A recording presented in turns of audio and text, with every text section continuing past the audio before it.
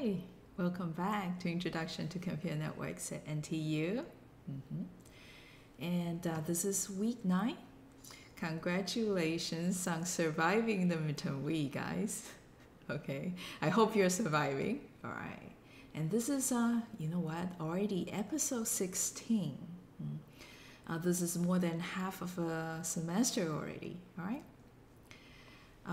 So I like to think, I like to look at things on the bright side because, hey, summer is close. Think of it this way. And this week, we do have quite a few assignments due, just like the previous weeks. One of them is PA, but PA 6 should be straightforward if you've completed PA 5, fine. And there are 4 quizzes due. Among the 4 quizzes, 23 and 25 are more straightforward, but they are not quite as simple as the previous straightforward quizzes, all right? So you do want to follow the videos right before these quizzes a little bit closer. And quiz 24, this one is not exactly straightforward. You'll be given a finite state machine for a TCP receiver. Okay, during the lecture, we'll only teach the sender side of finite state machine of TCP, but not the receiver side. So this quiz is dedicated and in a way to teach you what the receiver side is. And you guys will look at that finite state machine, and I'm going to challenge you with a few Q1, Q2, Q3. And you guys will try to read the finite state machine and tell which transition does what. And quiz 26, this quiz is open-ended, a little bit more like the Lord of the Ring quiz there. And the Lord of the Ring quiz is situated in a magical world, so that is intended so that you guys can give crazy solutions, and you don't need to worry about whether it's correct or not, whether it's implementable or not. But this time, before we talk about congestion control, the Lord of the Ring quiz is to bring up the problem of what if you have packet loss? What if you have a messenger loss problem? Okay, and quiz 26 is about congestion. So on any network, when there's too much traffic, then you have congestion. Similarly on the internet. So I'm going to give you a real-life congestion scenario, and I'm going to ask you to come up with a solution that is somewhat implementable in real life. So you see, these open-ended problem gets a little bit more challenging. No magical solution this time. Okay, so this is what's coming ahead this week. And much ahead. Exam number 2 is coming in 2 weeks.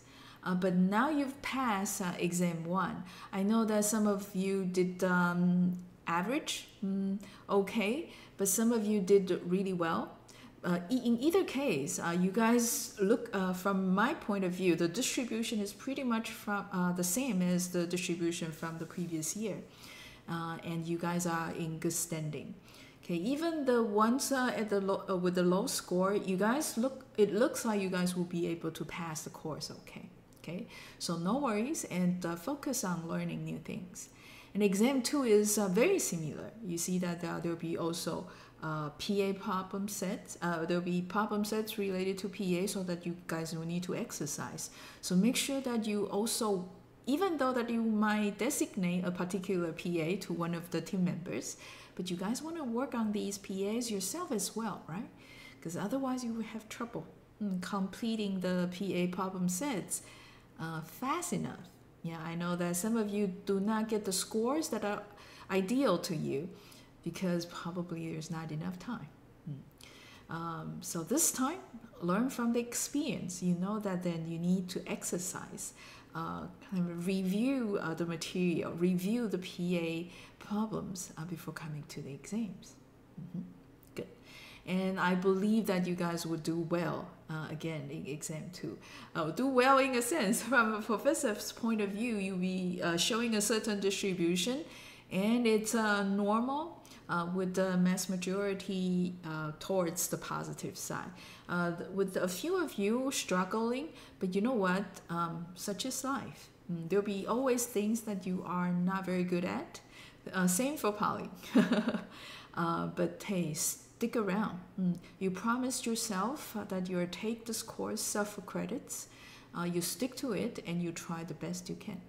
Okay, good. And hi to Ricky, Stanley, Jaden, James, Kenny, Eric, Josephine, Louise, and Hassan. Hi, welcome back. I hope you are recovering fine from the food poisoning. Okay. And some of you guys saw me calling some of the teams on PA5 channel.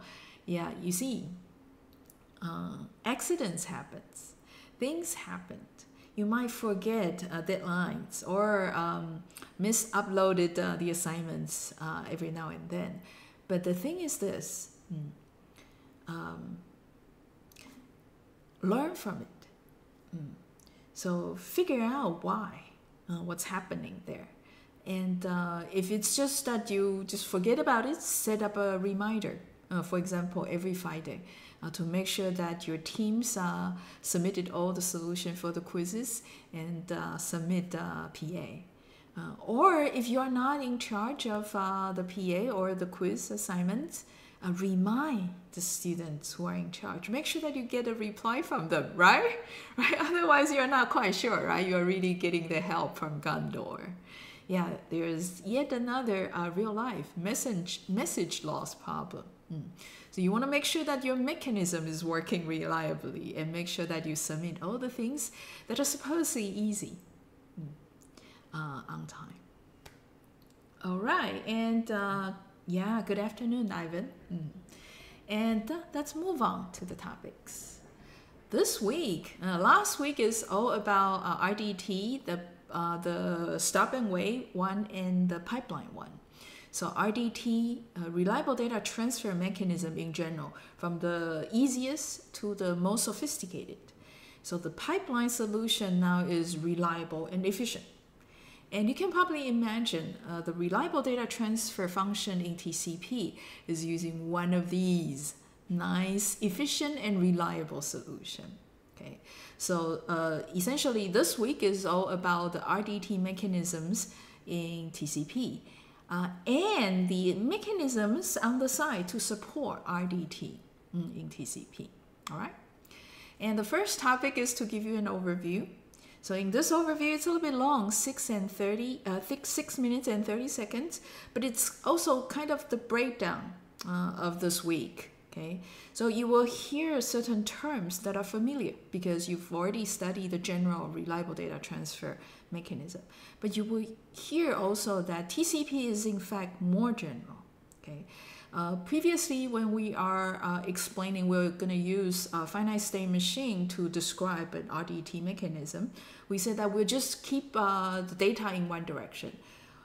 The two machines, one is sender, the other is receiver, and that's all. Data does not come back the other direction. Okay, for simplicity, to use this notation, finite state machine.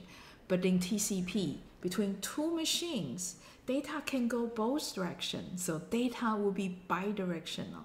And these packets will contain in the packet header that indicate whether this packet is data, whether this packet is ACK, or whether this data is both data and ACK. Okay, because if data goes this direction, ACK will go that direction. But data can also come this direction, right? Then you might have ACK going also this direction. So you don't want to send data and ACK packets separately. You can actually embed data and ACK in one packet.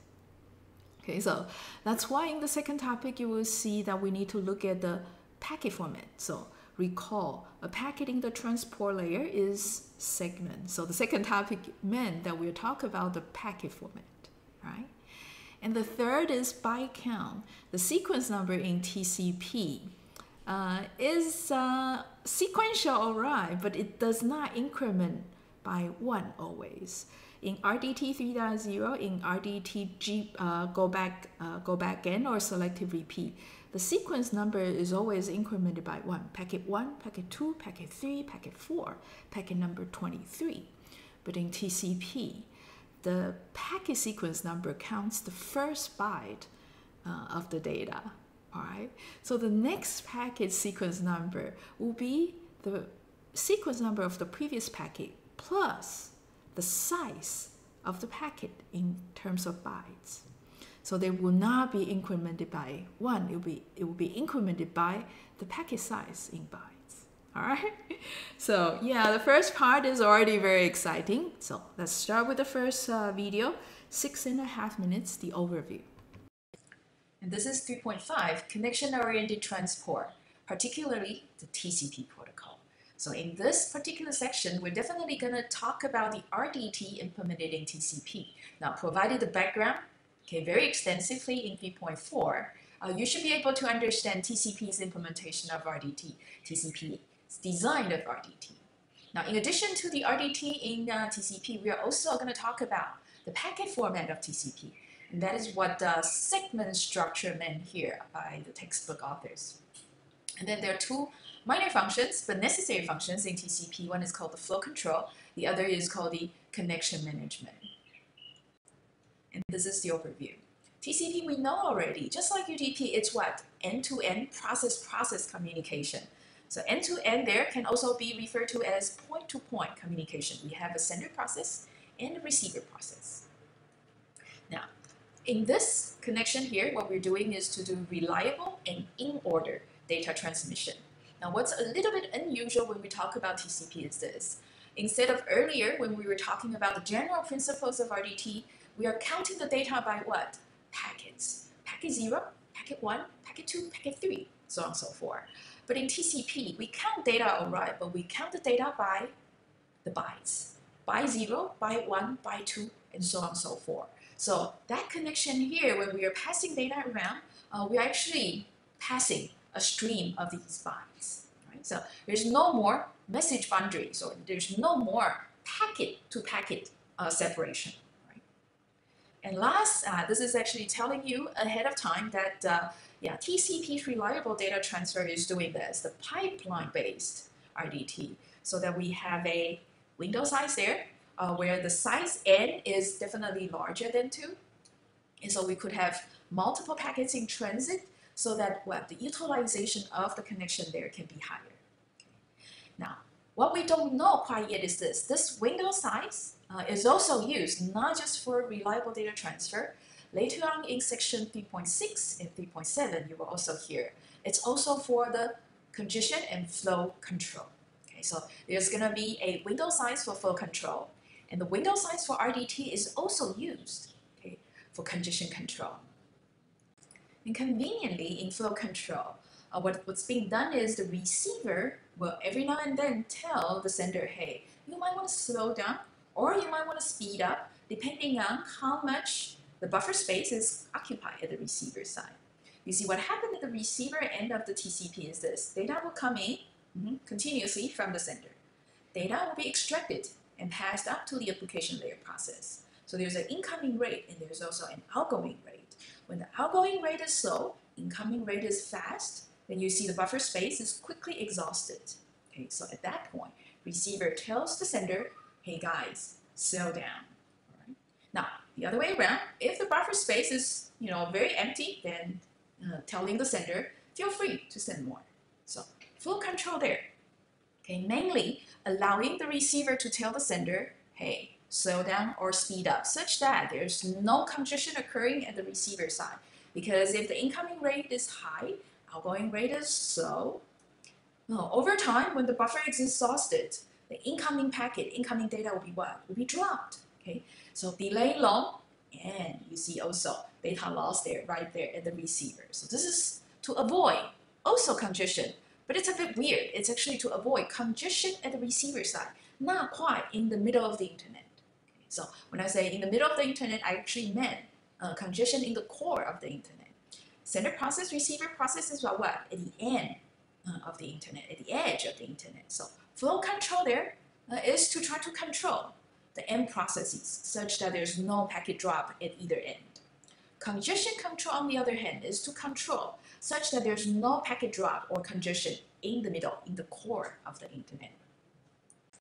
And TCP being connection-oriented transport layer service is sending some messages in the beginning, before data can be transmitted. So there are some handshaking being done right before the data exchange. And these handshaking messages are there to set up the initial states of the sender and receiver. And that is called the connection management part of TCP. Last but not the least, there's a mindset change here in a TCP connection. Data traveling in a TCP connection is now full duplex. What I meant by that is the data flow is going, bidirectional. Okay, so two processes or point to points, will be sending data this way as well as this way. Now, why is this a major mindset change? If you recall in 3.4, when we were talking about these reliable data transfer mechanisms, we always say what? This is the sender side of RDT, and this is the receiver side of RDT. What we are saying there implicitly is also, this is data sender side of RDT. This is the data receiver side of the RDT. Data receiver there, receive data. It transmits something as well, but it's transmitting only what? The feedback messages, the ACK messages. The receiver there does not send data. So TCP here you see being more general. Data can go either way. So the two processes will be implementing both the sender and receiver finite state machines. And the last bit is this. MSS, a special term that is referring to this, the maximum segment size. If you recall, a packet at the transport layer is called a segment. So maximum segment size is essentially the maximum packet size. Okay. In reality, in actual TCP implementation, we're still sending data packet by packet. But the sequence number we'll be checking to do reliable data transfer is now counting the bytes of the data, not the packet numbers of the data. All right, so counting the bytes is the emphasis of today's lecture. And before that, let me introduce TCP's packet format. And you will hear again, UDP is the other protocol in the transport layer. And we've already talked about UDP's packet format, right? There's data part, there's header part. And UDP's header is very simple, only 4 fields. And some of these fields also exist in TCPs. But in TCP's header, there are a lot more fields in order to make the RDT and some other mechanism called congestion control in TCP to work. So here's the video introducing TCP segment format, 5.5 minutes. TCP segment structure, aka the packet format. It does look a bit complicated, definitely more complicated than the UDP packet. If you recall, in UDP, we do have these fields: source port number, destination port number, as well as the checksum. Okay, so all these are what called the header fields. So in TCP packet, the header part is substantially larger. While the data part, it's still variable lengths that could be large, could be small. So the overall structure in TCP packet is actually very similar to UDP, 2 parts, header and data. The main difference is where? The header part. Okay. So some of the header fields repeat itself. We see source port number and destination port number as well as checksum also in TCP packet header. But what else in the UDP packet header that we don't have or we do have in TCP's packet header? And here's UDP's packet format. So we do see source port number, destination port number, checksum. And what else is in UDP's packet header? The length. So that is the entire packet size, including the header as well as the bytes in the segment. So data and header together, in this field, the length. Do we have length in TCP's packet header? We actually don't. The thing that we have the closest is this, the header length. So the length in TCP packet header counts only the size of the TCP packet header, while the length in UDP's packet header counts the entire UDP packet. Given that we're already talking about the header lengths, why don't we talk about these special bits, special flags in the TCP packet header? First is the A flag. So this is called the ACK flag as well. When it's turned on, when the ACK flag is on, that's indicating that the acknowledgement number here is actually valid, meaning that the sender of this packet is trying to tell the receiver that it's trying to acknowledge certain bytes being received. And these three R, S, and F bits, they are there to indicate packets being used to do connection management. So for example, SYN here, the SYN packet is to set up connections. The FIN packet, which is Latin for the end, yeah, conveniently, okay, is to tear down a connection. RST, or the R bit here, means reset, that is to re-establish the connection, to re-initialize certain parameters between the sender and receiver of a TCP.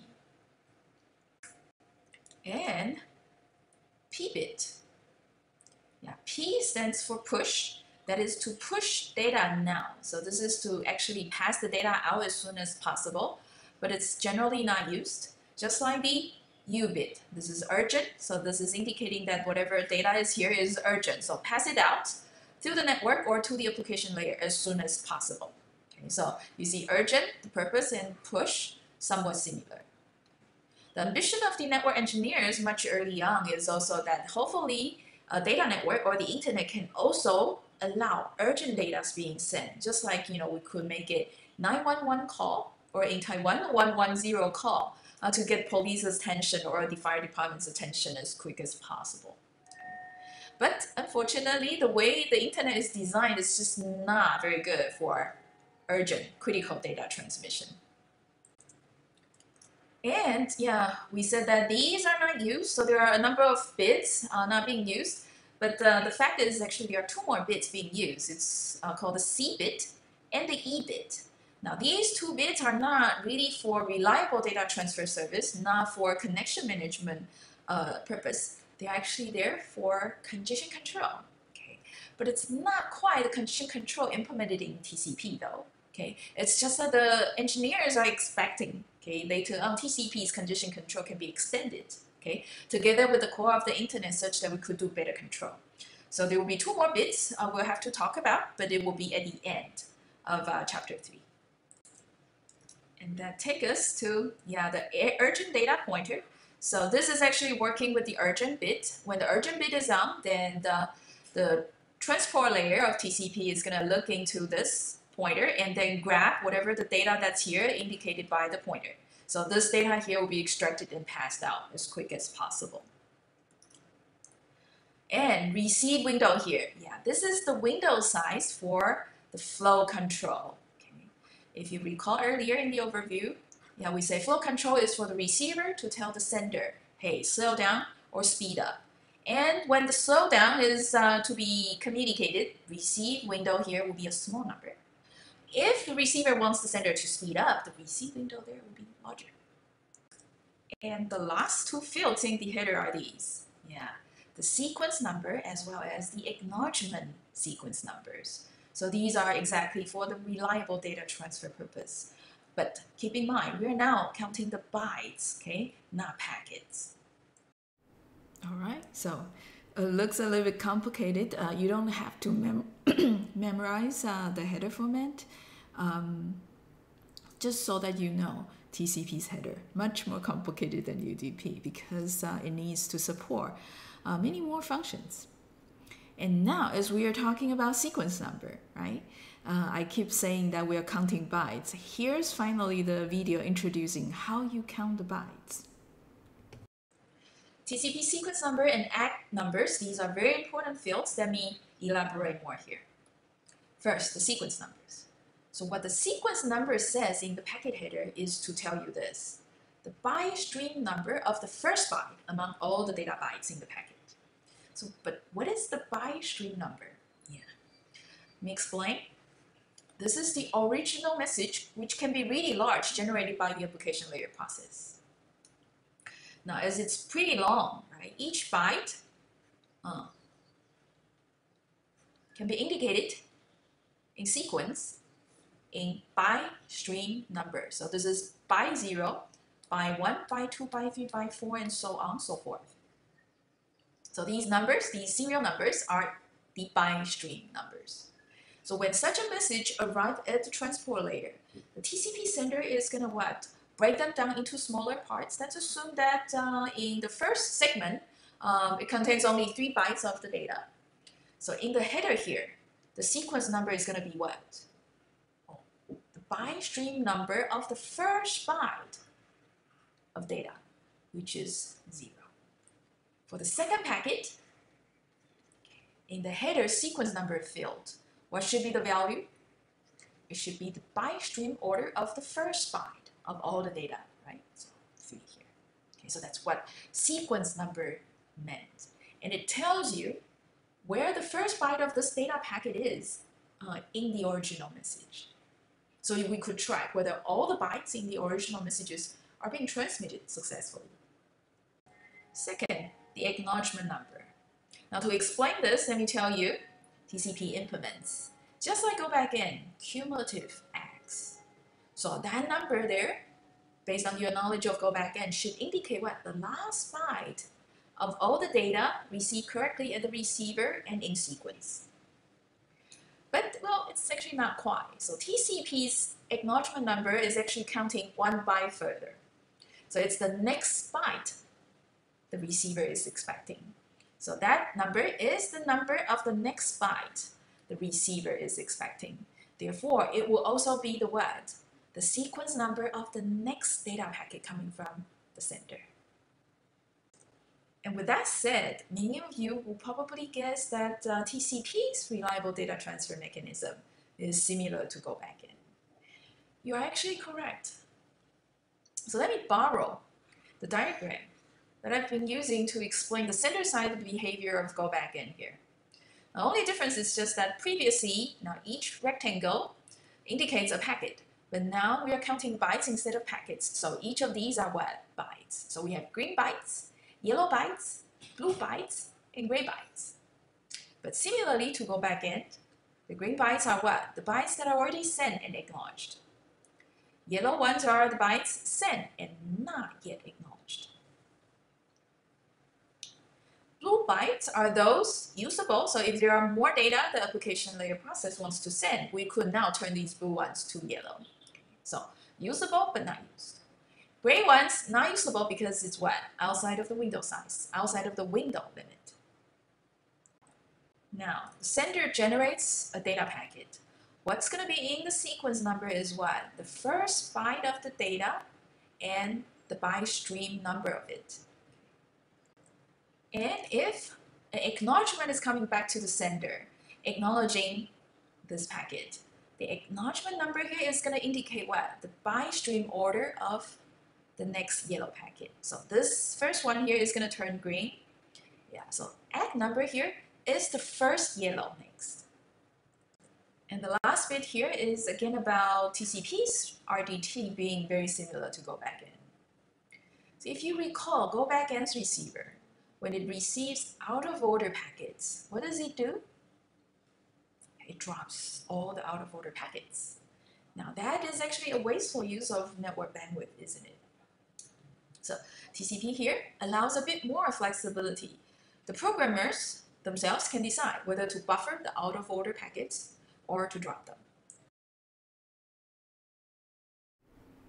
Yeah, so I was typing up, FYI, TCP these days store all these out of order segments, okay, so that we conserve some bandwidth, all right?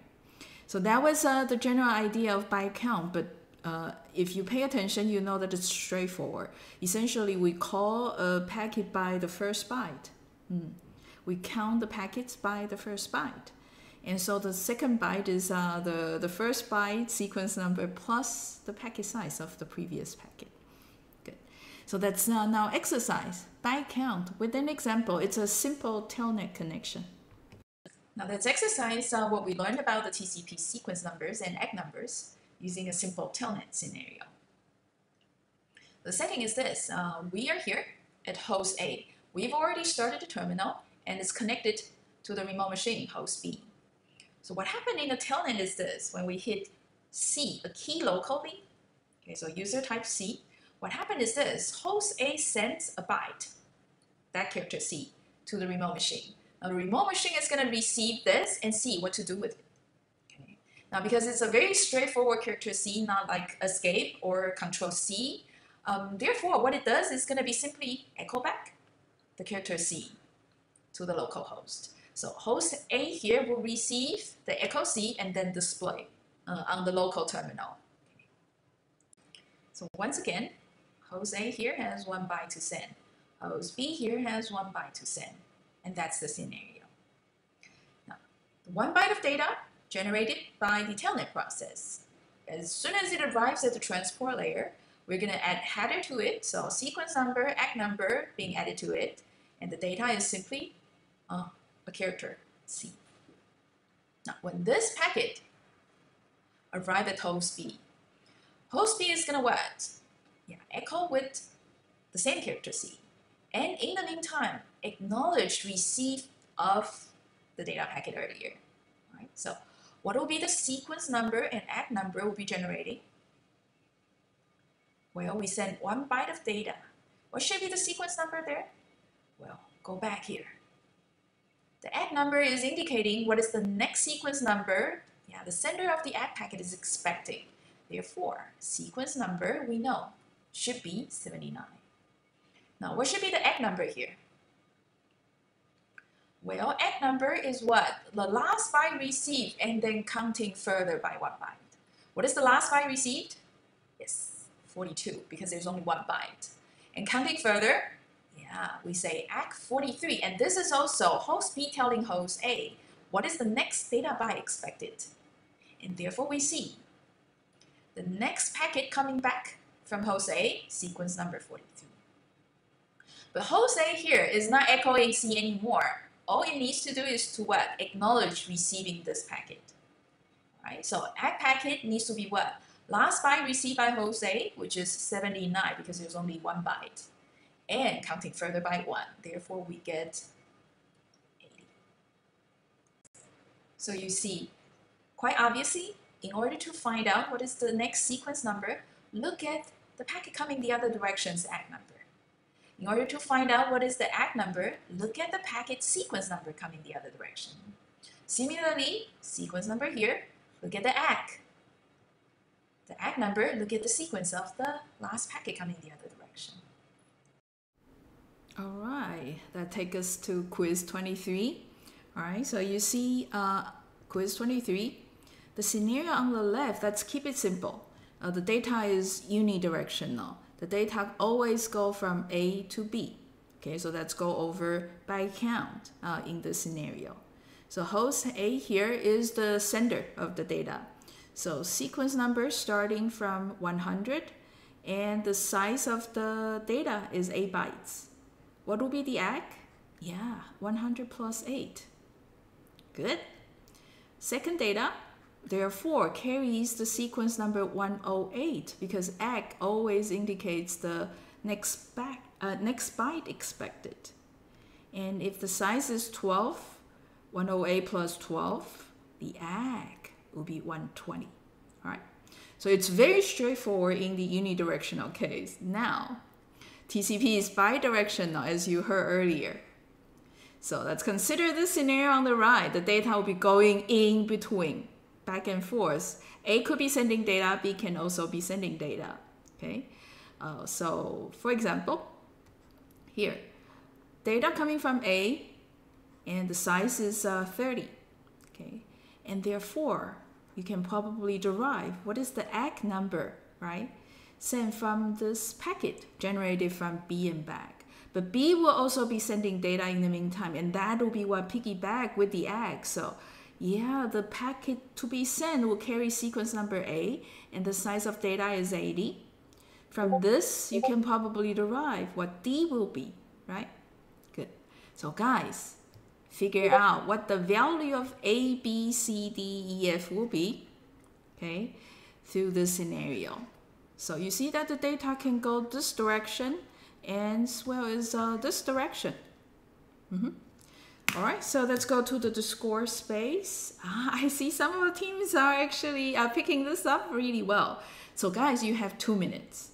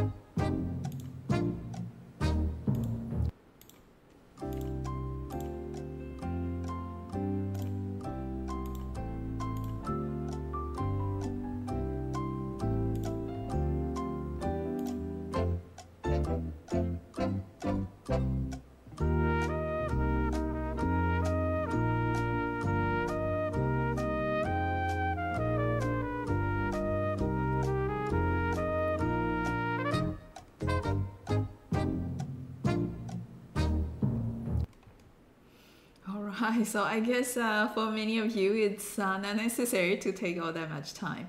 Yeah, because it's quite straightforward. The ACK number will always be the previous packet's sequence number plus data size.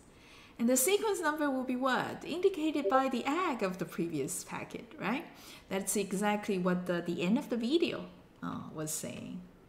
Very good. And I appreciate very much the teams that provides detailed solution here. That is wonderful. Kelvin, thank you. And Louis, is also delivering the answer with the thoughts behind. That is great.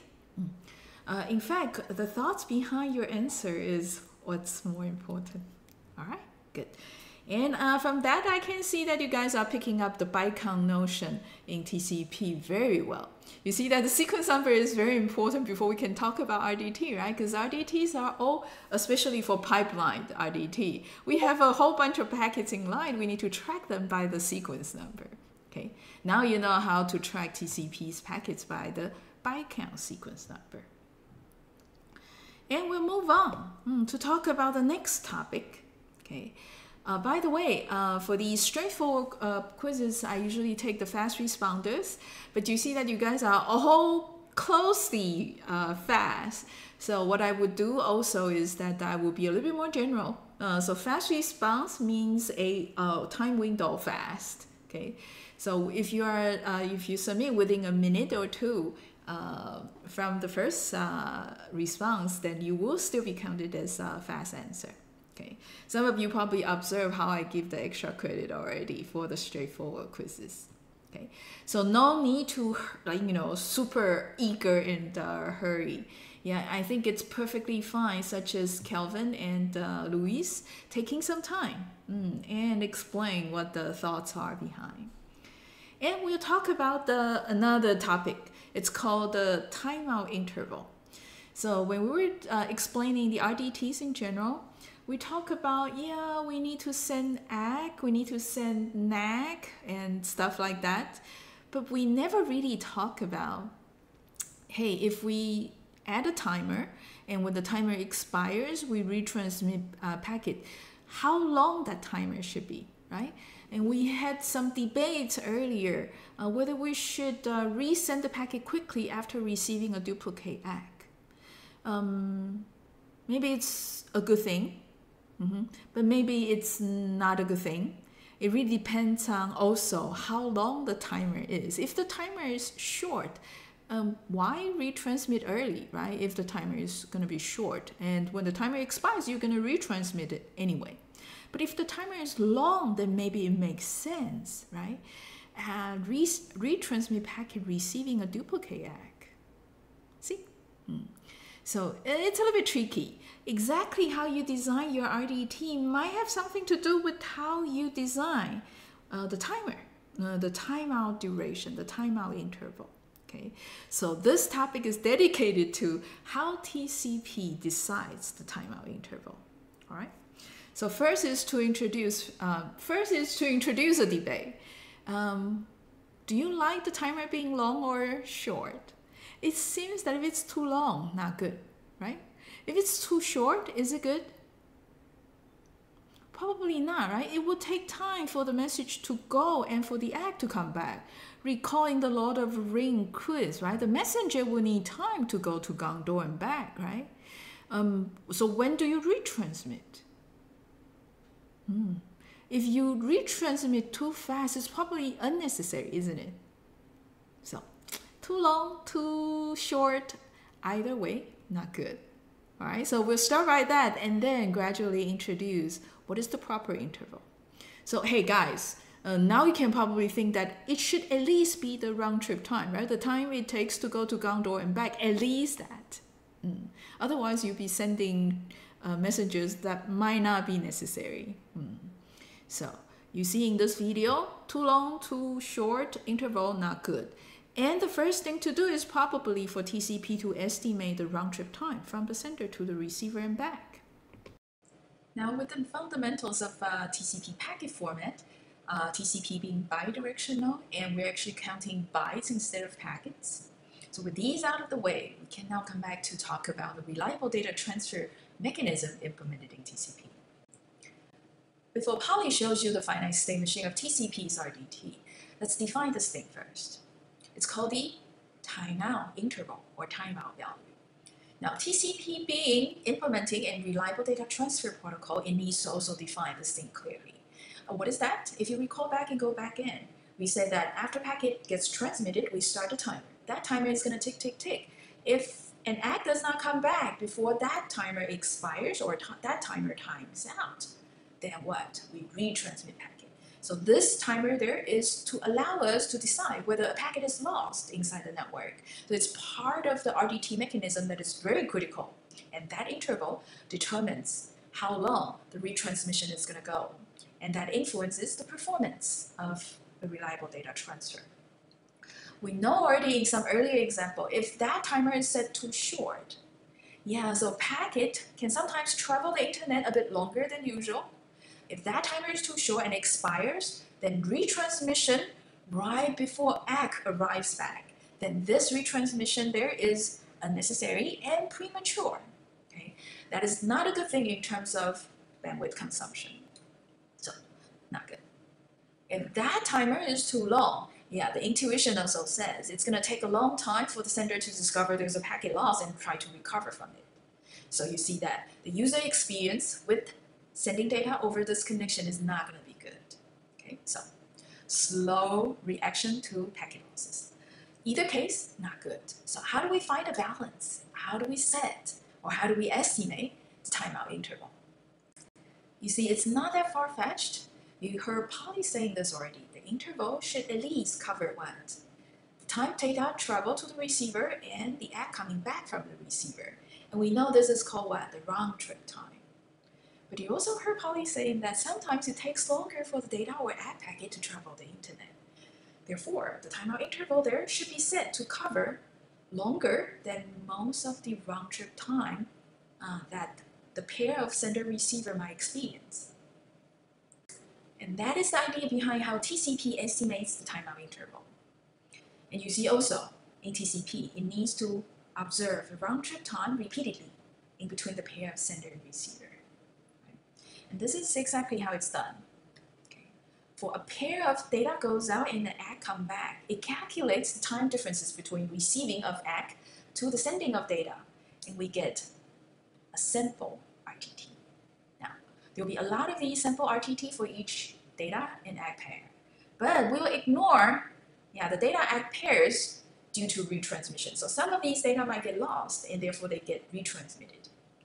When we receive an ACK for such a data, it could be a bit confusing, right? What is the right data sending time to subtract in order to be sure that this is really estimating just the round trip time and not covering a premature timeout, things like that. And we get lots of these sample RTTs, and they could vary quite a bit. So you see that it's actually not good to use the sample RTT as the timeout interval for the next packet. Not good. So what TCP does next is this, to get a smoother estimation of the round trip time. Okay? And that is done by taking the average of multiple recent sample RTTs. All right, so that's first, right, getting the sample RTT. But getting the smooth RTT is to get the average, right? If you set the timeout interval to the average, still not good, right? Because if it's a normal distribution, half of the RTT is going to be longer than that. So eventually what TCP has is to find out what the average is, and also to find out what the variation is. And so average plus a safe margin, and set that as the timeout interval. So next is the full mechanism, and that's going to take almost 7 minutes, so I'm going to borrow 2 minutes of your break time to complete the lecture today. So bear with me. So what Polly brings up here is essentially the line of code in TCP's implementation, estimating the smoothed RTT. So the estimated RTT, this variable is to refer to the smoothed RTT. Now the smoothed RTT next is going to be the smooth RTT now, and take a weighted sum of that to the current sample of RTT. Okay, so current smooth RTT, and take the weighted sum of that to the current sample RTT. Okay, so we're taking the history into consideration, that's why it's called the moving average, and we're using a special factor alpha here, so it's a weighted moving average as well. Now the reason that it's called exponential is because of this. Right, so the whole thing is the current, okay, smooth RTT. Now, this whole thing is going to be used as what? The first term of the next estimation. So you see, okay, the current smooth RTT is going to be weighted what? 1 minus alpha, actually, 2 times. So the current estimated RTT 2 rounds later will weight exponentially less. Okay, 3 times 3 exponents less, 4, and so on and so forth. So the past sample, the influence of it will decrease exponentially fast. Okay. Oh, and by the way, alpha is only 0.125. That is because, yeah, we don't want to weight too much on the instantaneous RTT, because otherwise it will be what? Also fluctuating, okay, not exactly smooth. And here shows, yeah, the instantaneous RTT and the estimated RTT, the smoothed estimation, how they look like relatively. And this is actually actual measurement between UMass and Euler comp again. Okay. So the blue one that fluctuates more, yeah, like these. Yeah, these are the instantaneous RTT, the sample RTT. The pink one then is the estimated RTT, the smoothed, the average RTT over time. So you see that although the blue one fluctuates a lot, but the pink one, yeah, relatively smooth. And you see also, yeah, generally as time goes along, the round trip time tends to be longer. And so you see the pink here, yeah, the smoothed average RTT is tracking the increase of the RTT relatively well.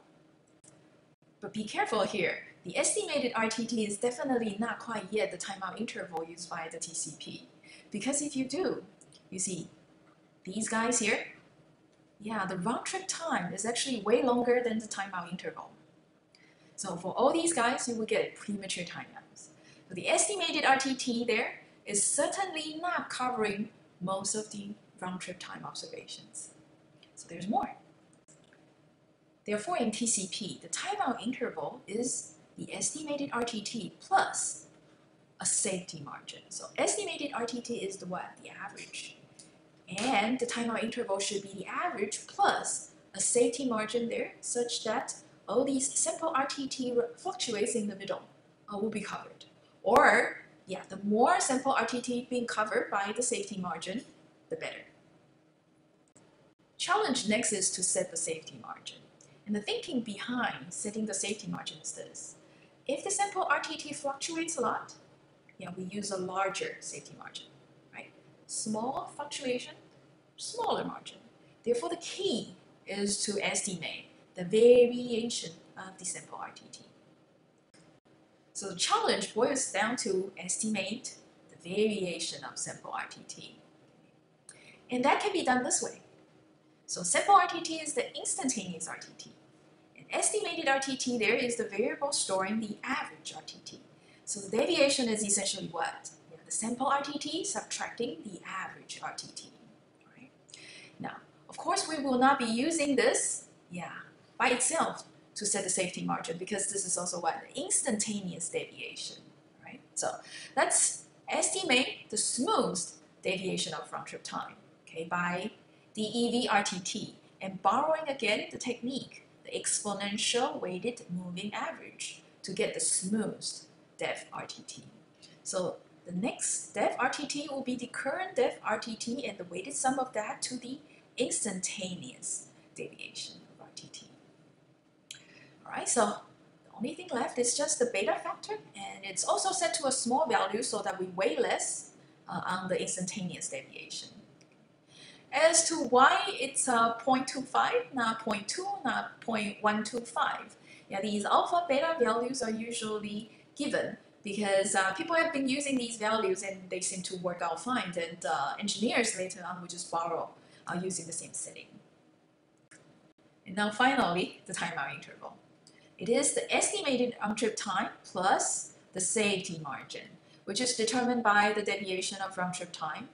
Now, as to why 4 times the deviation of round-trip time, the original designers of TCP, they don't usually talk about this.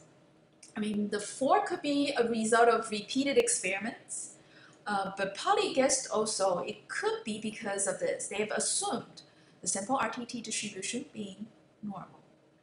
If you recall back in Statistics 101, right, normal distribution is for a sample such that if you plot the histogram of that sample, you see a bell shape. The average is usually in the middle where there are lots of samples, and the 2 ends, few samples. In normal distribution, starting from the average, if you add 2 standard deviation, subtract 2 standard deviation, it should cover what? 95% of the value range of all these samples. So by adding 4 standard deviation here, yeah, timeout interval here is covering more than 99.99 something percent of these sample RTTs. That is also saying, setting the timeout interval this way, there's going to be very few premature timeout in TCP. Yeah, so you see that the design of TCP's timeout interval is so that there are as few premature timeout, unnecessary retransmission as possible. Okay, good. And that's all we will talk about today, and we'll continue and start formally to talk about the RDT, introducing the center-side finite state machine tomorrow. And with that said, I say goodbye. See you tomorrow.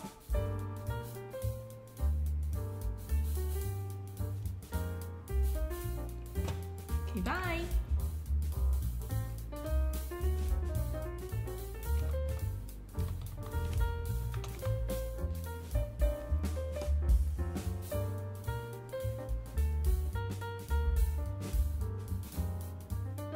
Oh, thank you. Thank you for your attention.